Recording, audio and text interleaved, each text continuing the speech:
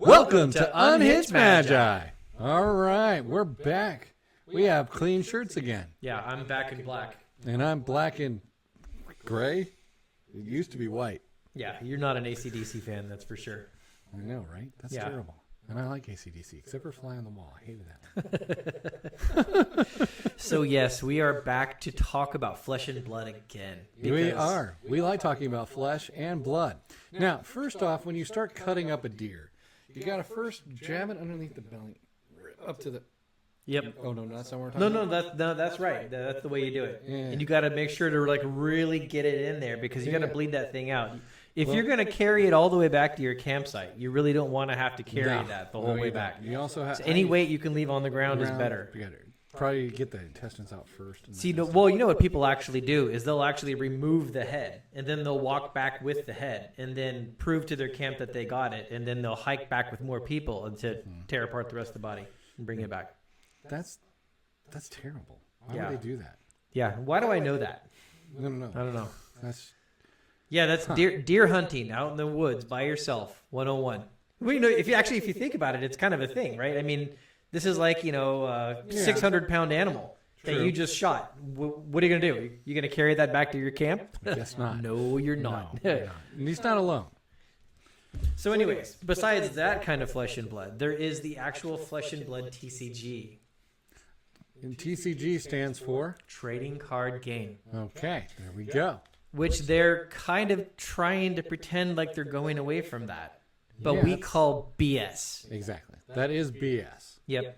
They still have to be a trading card game in order to actually be a TCG. Yep. Yeah.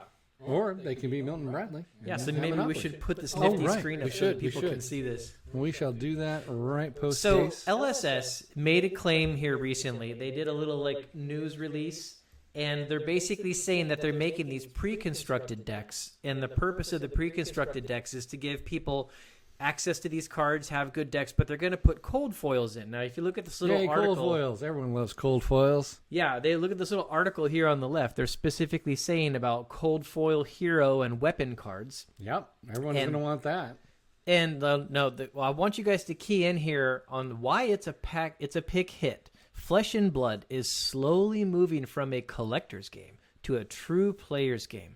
This two-player entry-level product is a good way to get new players involved in the game. You know what I like is when a TCG or a trading collectible card game turns into Monopoly. I always like that. Don't you like that? It turns into Monopoly. Well, I mean like people investing in it and stuff like that? I'm not even talking about investments. When I buy Magic the Gathering cards, I have a rare. Mm-hmm. Okay. All right. Yeah. And then what I want to do is go trade that rare for something else, maybe. Right. Oh, I see. You're actually wanting to do a CCG or a TCG as opposed to an actual just player's game. Yeah, not a player's game. Yep, not a player's game. Right. I mean, the game can be good, sure. I mean, I have Munchkin. You have Munchkin? No. Munchkin is where they give you a whole bunch of cards that are exactly the same as everybody else has, and we can play the game. That is a player's game. That's a player's game. Dominion is a player's game. You ever played Dominion? I have. I played it with you. Yep. Yeah, Dominion is very interesting. You buy one box, and you get every card in that set, and everyone gets the same cards in their one box. And that is a player's game. That is a player's game. So is Flesh and Blood going to just print out all the cards of a set and stick it in one box? I doubt it. But that's a player's game. That's what they say. Well, I'm sorry. If they want to be a player's game, they can be. They can be. I can tell you how you do that. First, you print one of every single card. Then you stick it in a box and wrap it up. If somebody else wants to buy more, then they both buy another set. And after that, they buy another set. And after that, they buy another set. And that set can have all the cards in it. So there's no such thing as rares, commons, uncommons.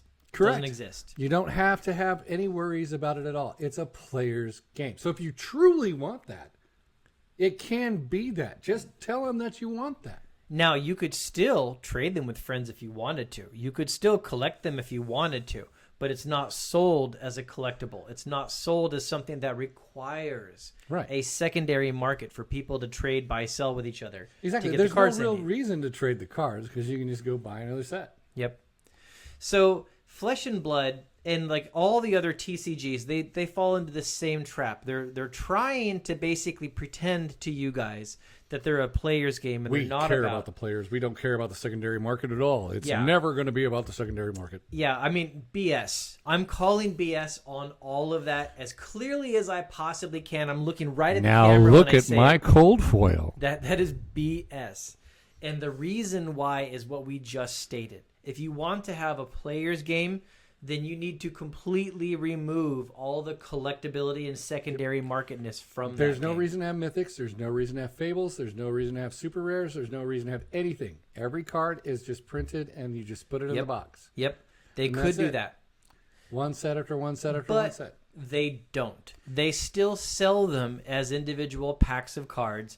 If you want to get that special Fabled inside of that Flesh and Blood set, you got to buy your 40 boxes at least, or go to the secondary market and pick even it if up. you buy 40 boxes, you're still not guaranteed to get it. That's right. So they are not moving closer to, well, I mean, I suppose you could say they're moving closer to like a player's game, but they're not a player's game. They're still a collectible card game. They're still a tradable card game. Yeah, because if you open a box and there's a mythic or a fabled, and you can't get that fabled anywhere, it's still a collectible card game. So, and it's irritating to me to see that, because in my mind, it's pandering to basically the people that are demanding to get cheap cards, and they think they have a right to have access Well, personally, to every player card. I know this might sound condescending, but I think they're actually they think they probably have a stupid player base. Like ones that don't understand what a collectible card game It is. seems like many players don't understand that a collectible card game is not what they're asking for effectively. Right. They say they want a player-based game. They can make a player-based game. It's pretty easy. Yep. We've already just told you how to do it. But I think what they're doing with their advertising and that kind of stuff is basically they're pandering to the dum-dums that don't really understand what a collectible card game is. Yeah. In a way, it's kind of like what happened with like World of Warcraft and like a lot of other MMORPGs. When like they started out, you know, they were like more skill intensive, more skill involved. But then as time goes on, people whine. People want all the stuff without putting in the work. Right. And then eventually like a really complicated game turns into what's known as a face roller, where you literally could just put your face on the keyboard and roll it back and forth, and your cheeks are going to happen. Won. Yeah, you're going to happen to punch the right keys, and then you're going to win your raid event and get your loot, right? There's no Yay. skill to it whatsoever. You know, the best thing in life is being lazy where I hit the A button and everything happens. You know what's funny is like I don't even know if they actually did become a completely player's game, if it would be anywhere close to as successful as these TCGs and CCGs actually are. No, because there'd be no reason to buy it more than once. That's right. You buy your sets and then you're done. You're done. Effectively. Yeah. And there's no reason for the sets to go up in value because the company can just print more complete sets anytime they want. Right. You won't move product fast.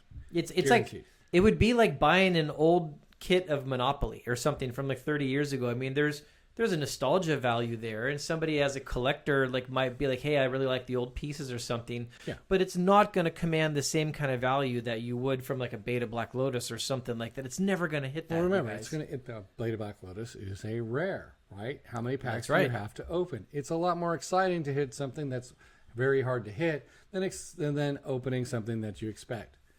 Do you get excited for opening red hotels in a Monopoly board? No, not at all. And I It's the shouldn't. same thing. That's not the point. Did you know Yeah. that Park Place has the same rarity as Mediterranean Avenue? It does, in fact. You know, so if I open up a Monopoly playset, I've got Park Avenue. Doesn't mean nothing. Yep, that's exactly. And That's that's exactly a double right. negative, so I guess it does mean something. Yeah, so what they could actually do is like sell them as a complete set or sell it as like a cube draft set. So people could basically buy like a pre-made cube draft set, and then they could just shuffle them into stacks of 15 like everyone else does for cube drafts. And then people could just go to someone's house and play a cube draft, just like you do go to someone's house and play a game of poker or Monopoly or something like that. Exactly, and that's perfect for the player-based game because Yep. now you can go get your set, and then you actually have something to do with it afterwards. And so I actually don't even have a problem with that. Like if these games want to go that direction, Then go that direction. It's their prerogative. It's their Just say that you're going that direction. Yeah. And just do it. yeah. Don't I just go ahead. pilfer around with fables and that kind of stuff, and try to put your product out there where there's more supply than demand that's in the ridiculous astronomical range. And I've even heard times where there's comments made by, some of the people that work in these companies. Well, they'll make comments along the lines of, it's not my job to make you money. I've heard things like that being said from the people who make these games. The TCGs, yes. But the thing is, actually, it kind of is your job to make us money. Like if you sell a collectible, like you sell like a collector's set or a limited edition or something like that, you're not selling collectible limited edition ones for players. Those are for collectors and investors. Yep. And a collector and an investor at their core want to buy something that's either going to hold or go up in value. Correct. And if you make a collectible or an investable product for them, if you say it's a collectible, you're expecting to go up in value. And it goes down in value, you've basically gone against the most core basic desire of that collector / investor. Correct. So it is your job to make something that is investable or collectible if you're going to make that money and sell it to him. Yep.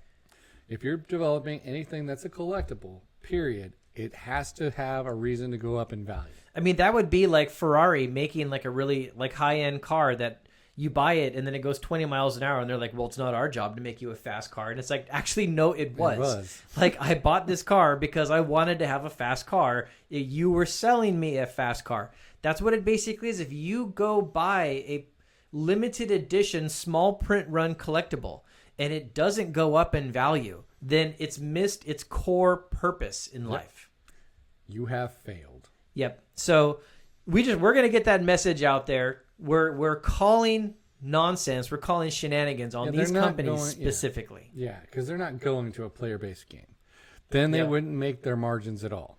I mean, you have to have reasons to buy the box. If you don't have a reason to buy the box won't be sold. And to be extra clear, if you want to put that picture up again, okay. I'm not saying don't go buy this Flesh and Blood product. I'm not saying Flesh and Blood is a bad game. I'm not saying any of that. Wait a second. We're going to have to edit this. My bad. Click the wrong thing.